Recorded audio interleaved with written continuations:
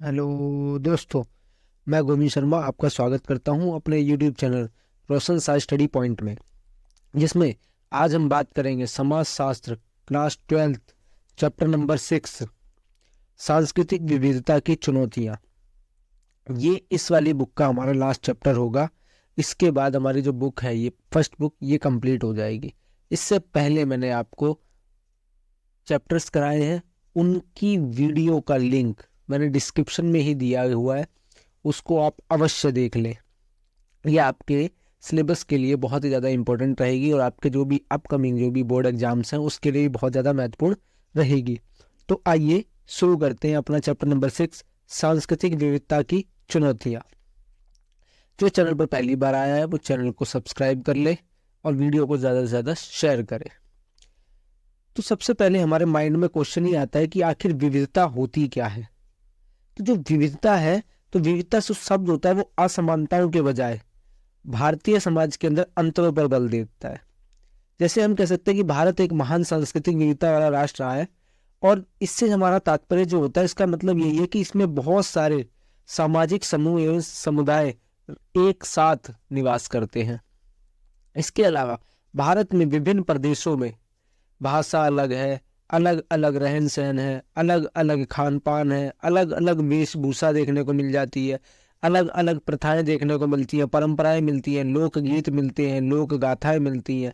इसके अलावा सभी की विवाह प्रणाली भी अलग अलग होती है, जीवन संस्कार अलग होते हैं, यहाँ तक कि कला अलग, संगीत अलग, नृत्य भी, यहाँ तक भारत की विविधता के अंदर सबके पास में अलग अलग देखने को मिलता है। और ये विभेद नहीं है, ये एक बहुत ही बढ़िया, आकर्षक दिखने वाला, इसके अलावा बहुत ही ज्यादा रोचकतापूर्ण विविधता भरा समाज है हमारा भारतीय समाज। इसके अलावा जो हमारा नेक्स्ट टॉपिक आता है वो आता है सामुदायिक पहचान का महत्व, कि आखिर भारत की जो सामुदायिक पहचान है उसका महत्व क्या देखने को मिलता है। तो जो हमारा समुदाय है उसके अंदर हमारी भाषा, जिसके अंदर हम मातृभाषा को भी शामिल करते हैं, सांस्कृतिक मूल्य, ये सब कहीं ना कहीं प्रदान कर देता है हमारा जो समुदाय होता है। तो इस संसार में अपना अस्तित्व सक्रिय बनाए रखने के लिए हमें एक स्थायी पहचान की आवश्यकता होती है। जैसे मैं कौन हूँ, मैं दूसरों से अलग कैसे हूँ, अन्य लोग मुझे कैसे जानते समझते हैं, मेरी क्या आकांक्षाएं रहेंगी, इन सभी को जो पूरा करने के लिए हमारे पास में कौन है, मैं कौन हूँ, ये कौन है, तो वो सब कुछ बताने के लिए हमारे पास में हमारे माता पिता होते हैं, परिवार होते हैं, नातेदार होते हैं, समूह होते हैं, यानी कि एक तरह से कहीं ना कहीं समुदाय होता है। यही हमारा सामुदायिक पहचान का महत्व भी शामिल होता है। सामुदायिक पहचान जन्म तथा अपनेपन पर आधारित होता है, ना कि किसी उपलब्धि के आधार पर हम इसको विभेदीकृत कर सकते हैं।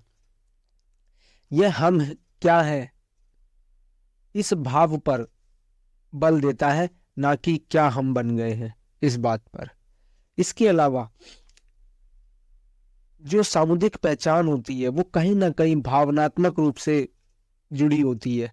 जैसे परिवार, नातेदारी, जाति, निर्जातीयता, भाषा, क्षेत्र, धर्म, इन सबके बढ़ते हुए और कह सकते हैं हम परस्पर व्यापक दायरे ही हमारी दुनिया को सार्थकता प्रदान करने का काम करते हैं और हमें एक पहचान प्रदान करते हैं कि हम हैं कौन आखिर। फिर हमारा नेक्स्ट टॉपिक आता है राष्ट्र, राज्य व राष्ट्र राज्य। तो सबसे पहले हम जो बात करते हैं वो करते हैं राज्य की। तो जो राज्य है वो एक ऐसा क्षेत्रीय समुदाय होता है जो प्रभुत्व संपन्न सरकार द्वारा नियमित रूप से और बाहरी नियंत्रण से मुक्त हो सकता है। चार चीजें एक राज्य को महत्वपूर्ण बनाती हैं: उसकी भौगोलिक स्थिति, इसके अलावा वहां पर सरकार, जनता, और चौथा आता है संप्रभुतावादी, यानी कि उसके ऊपर जो बाहरी नियंत्रण से वो मुक्त हो, उसी को हम कहते हैं राज्य। फिर हम बात करते हैं राष्ट्र की। तो राष्ट्र एक बड़े स्तर का समुदाय होता है जो एक ही राजनीतिक व्यवस्था के अंतर्गत, जिसको कह सकते हैं स्वेच्छा से काम करता है, अपनी इच्छा के अनुसार रहने का भी प्रयास करता है। नैतिक भावनाएं बहुत ही ज्यादा शक्तिशाली सूत्रों से बंधा रहता है। फिर हमारा टॉपिक आता है राष्ट्र राज्य क्या है आखिर। तो राष्ट्र राज्य क्या होता है, एक विशेष प्रकार का ही राज्य होता है। दोनों ही शब्द है, यानी कि राष्ट्र भी और राज्य भी, यानी कि दोनों ही चीजों का कहीं ना कहीं सम्मिश्रण देखने को मिलता है। तो एक विशेष प्रकार का राज्य होता है जिसमें जितने भी हमारे आज का समय है, आधुनिक जगत है, उसकी सारी विशेषताएं उसमें मौजूद होती है। जैसे सरकार का एक निश्चित क्षेत्र होता है, संप्रभु शक्ति होती है, वहां रहने वाले जितने भी लोग होते हैं वो सब नागरिक कहलाते हैं। फिर हमारा आता है टॉपिक राष्ट्र की विशेषताएं क्या है। फिर तो जो राष्ट्र की विशेषता है, राष्ट्र एक अनूठे किस्म का समुदाय होता है जिसका कह सकते हैं हम वर्णन तो आसान है पर इसे परिभाषित करना बहुत ही ज्यादा कठिन होता है। क्योंकि इसके अंदर हम क्या करते हैं कि एक साझा धर्म होता है, भाषा होती है, इतिहास होता है। इसके अलावा क्षेत्रीय संस्कृति जैसे साझी सांस्कृतिक, ऐतिहासिक और राजनीतिक संस्थाओं की जो आधार होता है वो बहुत ज्यादा इसमें गहरा होता है। जैसे अगर हम उदाहरण के लिए ले लें तो क्या हो सकता है कि अनेक भाषाएं होती है, धर्म होते हैं, निर्जातियां होती हैं, और ये सभी कहीं ना कहीं एक राष्ट्र के अंदर पाई जाती है। यानी कि इन सभी को मिलाकर हम क्या करते हैं, एक राष्ट्र की जो पहचान होती है वो होती है एकल राष्ट्रीय पहचान होती है, जिसको हम कह सकते हैं एक राष्ट्रीय पहचान। इसके अलावा और क्या होता है कि कुछ ऐसे मंच होते हैं जिसको हम केंद्रीकृत करते हैं, और इसके अलावा प्रभावशाली जो समूह होते हैं जिसको बहुसंख्यक हो, ठीक है, वो जितने भी अल्पसंख्यक समुदाय होते हैं उसकी स्वायत्तता को मिटाना चाहते हैं। कि प्रभावशाली समूह की परंपराओं पर आधारित एक एकीकृत कानून और न्याय व्यवस्था को थोपना चाहते हैं। जिसके अलावा जितने भी वैकल्पिक व्यवस्थाएं होती हैं उसको समाप्त करने की कोशिश करते हैं। जितने भी प्रभावशाली समूह होते हैं उनकी भाषा एकमात्र भाषा होती है जिसको हम राष्ट्रभाषा, राजकीय भाषा इन रूप में अपनाने की कोशिश करते हैं, और कोशिश करते हैं कि इन्हें सार्वजनिक स्थानों पर जितने भी हमारे पास में चीजें हैं उन सब में ही इसको अनिवार्य बना दिया जाए। चाहे वो शिक्षा हो, कोई भी संस्थान हो, उन सब के अंदर इसी भाषा को अनिवार्य बनाने की कोशिश करते हैं। इसके अलावा कोशिश की जाती है कि जो ये समूह की भाषा होती है, यानी कि जो प्रभावशाली समूह होता है जिसको कह सकते हैं बहुसंख्यक हो सकता है, ठीक है ना, वो अपनी भाषा को सब पर ही थोपने की कोशिश करते रहते हैं। जितने भी प्रभावशाली समूह होते हैं उनके इतिहास, शूरवीरों, जो इनकी संस्कृति होती है उसको सम्मान प्रदान किया जाता है। इसके अलावा जितने भी राज्य प्रतीक होते हैं उसको अपनाया जाता है। राष्ट्रीय पर्व हो गया, छुट्टी, या फिर सड़कों के जो नाम होते हैं वो इन्हीं बातों पर निर्धारित कर दिए जाते हैं। इन्हीं जो भी राष्ट्र के शूरवीर होते हैं उनके नामों पर सड़क का नामकरण कर दिया जाता है, छुट्टी घोषित कर दी जाती है उनके नामों पर। इसके अलावा जो भी होता है कि अल्पसंख्यक समूह और जो देशज लोगों की जमीनें होती है, जिसको हम कह सकते हैं कि जो मूल निवासी होते हैं, जंगल है उनके लिए, जो भी उनके मत्स्य क्षेत्र होते हैं उसको छीन लिया जाता है और उसको हम क्या कर देते हैं, राष्ट्रीय संसाधन घोषित कर दिया जाता है। यानी कि ये होती है राष्ट्र की विशेषताएं।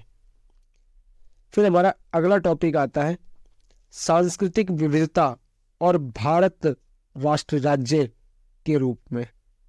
तो भारत जो राष्ट्र राज्य के रूप में है तो उसको हम किस प्रकार से शामिल करते हैं। तो भारत बहुत ही विविधताओं वाला देश है। यानी कि अगर जनसंख्या के हिसाब से बात कर लूं तो 2011 की जो जनगणना हुई थी उसकी दृष्टि में जो भारत दूसरा स्थान रखता है विश्व में जनसंख्या के स्थान पर। और विविधता इतनी है कि ऐसा कोई धर्म नहीं जो भारत में रहता नहीं। यहां पर जो कह सकते हैं कि 1 अरब से ज्यादा लोग 1632 भिन्न भिन्न प्रकार की भाषाएं और बोलियां बोलते हैं। 22 भाषाओं को संविधान की 8वीं अनुसूची में स्थान दिया गया है। और अगर यहाँ की आबादी की बात कर लो, विविधता, तो भारत के अंदर 80% से जो अधिक जनसंख्या है वो हिंदुओं की है। 13.4% जो आबादी वो मुस्लिम समुदाय की है। 2.3% ईसाई लोग रहते हैं। 1.9% सिख समुदाय रहते हैं। 0.8% बौद्ध रहते हैं और 0.4% जैन लोग भारत के अंदर निवास करते हैं। इसके अलावा भारतीय संविधान में घोषणा की गई है कि भारत एक धर्मनिरपेक्ष राज्य होगा, यानी कि सभी धर्मों का यहां पर सम्मान किया जाएगा। सांस्कृतिक विविधता, संप्रदायवाद, जातिवाद, क्षेत्रवाद, भाषावाद, ये सब कहीं ना कहीं पनपने को मिलते हैं, हमें देखने को मिलते हैं, और एक समुदाय हमेशा दूसरे समुदाय को नीचा दिखाने की कोशिश करता है। कई बार नदियों के जल, सरकारी नौकरियों, अनुदानों के बंटवारे को लेकर खींचतान भी शुरू हो जाती है। राज्य से राज्य के अंदर कहीं ना कहीं ये खींचतान देखने को मिलती है। एक समुदाय दूसरे समुदाय के बीच में संघर्ष देखने को मिलता है। कई बार तो रंग भेद, यानी कि जिसको कह सकते हो रंग के आधार पर भी भेदभाव देखने को मिलता है, जैसे गोरा, काला, इन सब चीजों के अंदर भी इन सब के अंदर भी कहीं ना कहीं संघर्ष देखने को मिलता है। फिर हमारा नेक्स्ट टॉपिक आता है भारतीय संदर्भ में क्षेत्रवाद। तो सबसे पहले हमें क्षेत्रवाद समझना पड़ेगा। तो भारत में जो क्षेत्रवाद है वो भारत की भाषाओं, संस्कृतियों, जनजातियों और धर्मों की जो विविधता के कारण पाया जाता है। इससे हम क्या करते हैं, विशेष पहचान, जो भी चिन्ह हो गए, भौगोलिक संकेंद्रण, इन सब के कारण इसको बहुत ज्यादा प्रोत्साहन मिलता है। क्षेत्रवाद भाषा पर आधारित होता है। जैसे पुराना बंबई राज्य था हमारा, वो मराठी, गुजराती, कन्नड़ और कोंकणी बोलने वाले लोग जो थे, उन लोगों का बहुभाषी राज्य हुआ करता था। इसके अलावा मद्रास राज्य तमिल, तेलुगु, कन्नड़, मलयालम बोलने वाले लोगों से बना हुआ था। इसके अलावा क्षेत्रवाद धर्म पर आधारित होता है। अलग अलग धर्म के लोग अलग अलग जगहों पर देखने को मिलते हैं। जैसे हमारे पास में एग्जाम्पल भी है, पाकिस्तान, 2 पाकिस्तान बने थे, एक बाद में बांग्लादेश बन गया। इसके अलावा भारत का विभाजन कहीं ना कहीं इसी नींव पर हुआ। श्रीलंका के अंदर हमें देखने को मिला कि एक सिन्हाला कम्युनिटी, दूसरी तमिल, ये सब कहीं ना कहीं अलग अलग धर्म पर आधारित थे। इसके अलावा क्षेत्रवाद जनजातीय पहचान पर भी आधारित होता है। जैसे सन 2000 के अंदर छत्तीसगढ़ से झारखंड अलग हो गया, उत्तर प्रदेश से उत्तराखंड अलग हो गया, इसके अलावा मध्य प्रदेश से छत्तीसगढ़ अलग हो गया, बिहार से झारखंड अलग हो गया। इस तरीके से क्या हुआ कि क्षेत्रवाद जनजातीय पहचानों पर भी आधारित होता है। इसी में फिर हमारा धर्म से संबंधित मुद्दे और पहचानें देखने को मिलती है। इसको हम 2 भाग में विभाजित करते हैं, एक संप्रदायवाद, दूसरा धर्मनिरपेक्षवाद, अल्पसंख्यकवाद और बहुसंख्यकवाद। फिर हमारा जो नेक्स्ट टॉपिक आता है वो आता है अल्पसंख्यकों को अधिकार और राष्ट्र निर्माण। कि आखिर सबसे पहले कि अल्पसंख्यक कहा किसको जा रहा है। तो अल्पसंख्यक यानी कि जिसकी संख्या कम हो, यानी कि ऐसा समूह जो धर्म, जाति की दृष्टि से संख्या में बहुत ज्यादा कम हो। जैसे भारत के अंदर सिख है, मुस्लिम है, जैन है, पारसी है, बौद्ध है। तो इन्हें जो अल्पसंख्यक संख्यात्मक रूप से ही नहीं कहा जाता, इसके अलावा इन्हें असुविधा और हानि का जो सामना करना पड़ता है, इसलिए उन्हें अल्पसंख्यक कहा जाता है। अब हमारा जो क्वेश्चन आता है वो ये आता है कि अल्पसंख्यकों को संवैधानिक संरक्षण क्यों दिया जाना चाहिए। तो अल्पसंख्यक को जो संवैधानिक यानी कि संवैधानिक संरक्षण, संविधान से संरक्षण दिया गया है, तो उसके लिए जो आता है वो इसलिए क्योंकि जो बहुसंख्यक वर्ग है उनकी जनसंख्या ज्यादा होती है, तो वो अपना प्रभुत्व ना जमा ले उनके ऊपर। इसके अलावा जो सांस्कृतिक अल्पसंख्यक होते हैं उनको इसीलिए विशेष संरक्षण की क्या होती है, आवश्यकता होती है, ताकि बहुसंख्यक जनसंख्या में ज्यादा है और वो कहीं ना कहीं अपना प्रभुत्व उनके ऊपर ना जमा ले। इसी में बात करते हैं कि जो धार्मिक और सांस्कृतिक अल्पसंख्यक होते हैं वो राजनीतिक दृष्टि से बहुत ज्यादा क्या होते हैं, कमजोर होते हैं। उनकी आर्थिक और सामाजिक स्थिति कैसी भी हो, लेकिन फिर भी उन्हें संरक्षण की आवश्यकता होती है, क्योंकि वो राजनीतिक रूप से बहुत ही ज्यादा क्या होते हैं, कमजोर होते हैं। बहुसंख्यक जो समाज होता है वो राजनीतिक शक्ति को अपने पास में ले लेगा, हथियार लेगा जिसको कह सकते हैं हम, और धार्मिक और सांस्कृतिक जो संस्थाएं होती है उसको दबाने के लिए अपने राजतंत्र का यूज कर लेगा, उसका दुरुपयोग करेगा। और जो पहचान है अल्पसंख्यकों की, उनको कहा जाएगा कि आप इस पहचान को छोड़ दीजिए, यानी कि उनके ऊपर बहुसंख्यक समुदाय कहीं ना कहीं दबाव बनाने का काम करेगा, क्योंकि बहुसंख्यक समुदाय राजनीतिक शक्ति उसके पास में होती है और अल्पसंख्यक के पास में राजनीतिक शक्ति देखने को नहीं मिलती है। इसीलिए हमें संवैधानिक संरक्षण की आवश्यकता होती है। फिर हमारा टॉपिक इसी में आता है कि अल्पसंख्यकों की समस्याएं क्या है। तो अल्पसंख्यकों की जो समस्याएं हैं वो सामाजिक स्थिति सभी की अलग अलग देखने को मिलती है। इसके अलावा सभी अल्पसंख्यकों को समान रूप से लाभ नहीं हुआ है। इसके अलावा अल्पसंख्यक समाज से बिल्कुल ही कटे हुए, जो मुख्य धारा है उससे कटे हुए हैं। अल्पसंख्यक राजनीतिक दृष्टि से कमजोर होते हैं, जैसा मैंने अभी आपको बताया। अब क्वेश्चन ही यही बनता है कि आखिर भारतीय संविधान में अल्पसंख्यकों के लिए क्या अधिकार दिए गए हैं। तो भारतीय संविधान के अंदर अल्पसंख्यकों के लिए दो अधिकार, दो अनुच्छेद ही जोड़ दिए गए हैं पूरे पूरे, अनुच्छेद 29 और अनुच्छेद 30।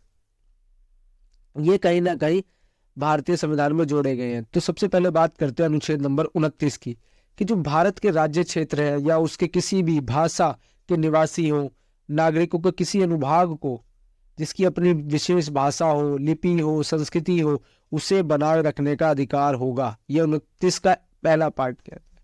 इसके अलावा अनुच्छेद 29 में दूसरा पार्ट, कि जितने भी राज्य द्वारा पोषित या राज्य निधि से सहायता पाने वाले शिक्षा संस्था में प्रवेश से किसी भी नागरिक को केवल धर्म, मूलवंश, जाति, भाषा या इनमें से किसी के भी आधार पर वंचित नहीं किया जाएगा। कभी भी किसी को भी उसके धर्म से लेकर, जाति को लेकर, मूलवंश के आधार पर किसी भी जो भी राज्य निधि से सहायता पा रहे होंगे संस्थान, उसके अंदर कभी भी उनके लिए वंचित नहीं किया जा सकता।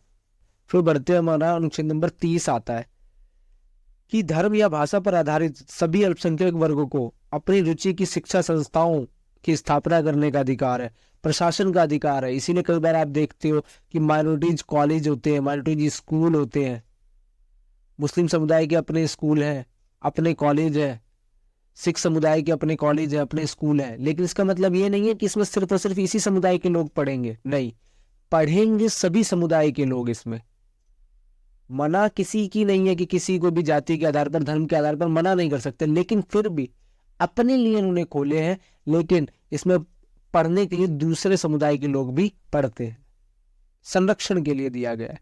इसके अलावा इसी में दूसरा पार्ट होता है, शिक्षा संस्थाओं को सहायता देने में राज्य किसी भी शिक्षा संस्थान के विरुद्ध इस आधार पर विभेद नहीं करेगा कि वह धर्म या भाषा पर आधारित है, किसी अल्पसंख्यक वर्ग के प्रबंध में है। इसीलिए राज्य कभी भी शिक्षा संस्थाओं को सहायता देने से मना नहीं करेगा, तो सभी को सहायता दी जाएगी। फिर हमारा जो नेक्स्ट टॉपिक आता है वो आता है सांप्रदायिकता, धर्मनिरपेक्षता एवं राष्ट्र राज्य। तो सबसे पहले हमें समझना पड़ेगा सांप्रदायिकता। तो जो हमारी आम भाषा है उसमें सांप्रदायिकता का जो अर्थ निकाला जाता है वो निकालता है धार्मिक पहचान पर आधारित आक्रामक उग्रवाद। अपने आप में एक ऐसी कह सकते हो अभिवृत्ति होती है जो अपने समूह को ही वैध या श्रेष्ठ समूह मानती है, और जो भी दूसरे समुदाय के समूह होते हैं उनको हमेशा निम्न समझा जाता है, अवैध समझा जाता है, और उसको अपने धर्म के विरोधी समझती है। इसके अलावा सांप्रदायिकता एक आक्रामक राजनीतिक विचारधारा होती है जो हमेशा धर्म से जुड़ी होती है। सांप्रदायिकता राजनीति से सरोकार रखती है लेकिन धर्म से नहीं। यद्यपि सांप्रदायिकता धर्म के साथ गहन रूप से जुड़ी होती है। इसके अलावा भारत में बार बार हमें सांप्रदायिक तनाव देखने को मिलते हैं, सांप्रदायिक दंगे देखने को मिलते हैं। इसके अंदर क्या होता है, जब भी सांप्रदायिक दंगे होते हैं तो उसमें लूट लिया जाता है, बलात्कार होता है, आम लोगों की जान चली जाती है। जैसा हमारे पास में 1984 में हिंदू सिख दंगे देखने को मिले थे। इसके अलावा 2002 में गुजरात दंगे देखने को मिले, जिसे गोधरा कांड भी बोला जाता है। इन सभी में कहीं ना कहीं हमें जनहानि देखने को मिलती है। और सांप्रदायिकता जो है वो अंग्रेजी भाषा का जो शब्द है कम्युनल, जिसमें उसका अर्थ व्यक्ति की बजाय समुदाय से जुड़ा होता है। यानी कि सांप्रदायिकता इंग्लिश में कम्युनल है, हिंदी में बहुत ही ज्यादा आक्रामक देखने को मिलता है। फिर हमारा टॉपिक आता है धर्मनिरपेक्षता, या फिर इसको हम धर्मनिरपेक्षतावाद भी कहा दिया जाता है। तो जो धर्मनिरपेक्षता है उसको दो नजरिए देखने को मिलते हैं हमें, एक पश्चिमी नजरिया और एक भारतीय नजरिया। जो पश्चिमी नजरिया है उसके अनुसार तो क्या होता है कि चर्च और धर्म दोनों ही राज्य से क्या रहेंगे, अलग रहेंगे। इसके अलावा जो धर्म को सत्ता से अलग रखना पश्चिमी देशों के लिए एक सामाजिक इतिहास की हैसियत रखता है। भारतीय संदर्भ में अगर बात करूं, धर्मनिरपेक्ष राज्य वह होता है जो किसी भी विशेष धर्म का अन्य धर्मों की तुलना में पक्ष ही नहीं लेता। सभी धर्म इसमें समान है, सभी धर्म का आदर किया जाता है, और इसी कारण कई बार दोनों के बीच में, राज्य और धर्म के बीच में तनाव की स्थिति पैदा हो जाती है। और कई बार जैसे देखने को मिलता है कि जो भी फैसले लेने पड़ते हैं वो धर्म के ध्यान में रखकर लिए जाते हैं। जैसे हर धर्म के त्योहारों पर सरकारी छुट्टी दे दी जाती है। फिर हमारा नेक्स्ट टॉपिक आता है राज्य और नागरिक समाज। तो राज्य और नागरिक समाज, उसमें सबसे पहले हमें समझना होगा सत्तावादी राज्य क्या होता है। तो सत्तावादी राज्य लोकतांत्रिक जो राज्य होता है उसके बिल्कुल विपरीत होता है। इसमें लोगों की कोई आवाज नहीं सुनी जाती। जिसके पास शक्ति होती है वो सरकार के या फिर लोगों के लिए किसी भी प्रकार से उत्तरदायी नहीं होता। सत्तावादी जो राज्य होता है उसमें भाषा की स्वतंत्रता, प्रेस की स्वतंत्रता, सत्ता का दुरुपयोग, इसके अलावा जितनी भी अपेक्षित प्रक्रियाएं होती हैं, जितने भी नागरिक स्वतंत्रताएं होती हैं, उन सभी को सीमित कर दिया जाता है या फिर बिल्कुल ही समाप्त कर दिया जाता है। जैसा भारतीय शासन में भी देखा गया 1975 से 77 के दौरान, क्योंकि उस टाइम पर लोगों ने आपातकाल का अनुभव किया था। उस टाइम पर संसद को निलंबित कर दिया गया। नागरिक की जितनी भी स्वतंत्रताएं थी, मौलिक अधिकार, ये सब कहीं ना कहीं छीन लिए गए। जो भी राजनीतिक रूप से सक्रिय लोग थे उनको गिरफ्तार कर लिया गया और उनको बिना मुकदमा चलाए जेलों में डाल दिया गया। जनसंचार के जितने भी माध्यम थे उस पर सेंसर व्यवस्था लागू कर दी गई, यानी कि कुछ भी सरकार से बिना पूछे छाप नहीं सकते थे। इसके अलावा सबसे जो बेकार कार्य देखने को मिला था वो मिला था नसबंदी का अभियान। जबरदस्ती लोगों की नसबंदी कराई गई थी। इसके अलावा जो भी शल्य क्रिया हुई थी उसके कारण भी बहुत सारी मौत हो गई। और फिर इसका कहीं ना कहीं फल भी देखने को मिला कि 1977 के जो प्रारंभ में चुनाव कराए गए थे उसमें लोगों ने बढ़ चढ़कर जो कांग्रेस पार्टी थी उसके विरोध में वोट डालने। अब आता हमारा सत्तावादी शासन के परिणाम क्या निकल कर आए। तभी बताया, सबसे पहले मौलिक अधिकारों का निलंबन कर दिया गया, जो भी नागरिक अधिकार थे उन सबको समाप्त कर दिया गया।